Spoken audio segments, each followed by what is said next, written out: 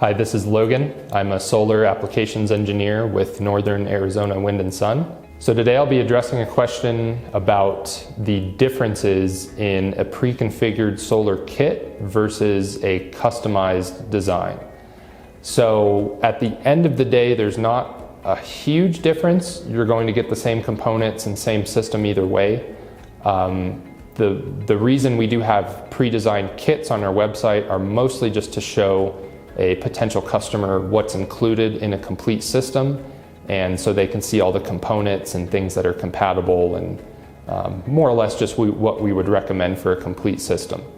I tend to use our kits that are on our website as more of a guide or a template anyways, and really it's just a good useful tool to easily show somebody what comes in a complete system and everything that's needed.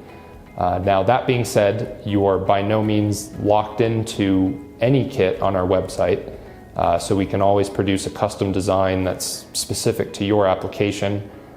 We can also base the design off of one of our kits and adjust and modify it according to your needs.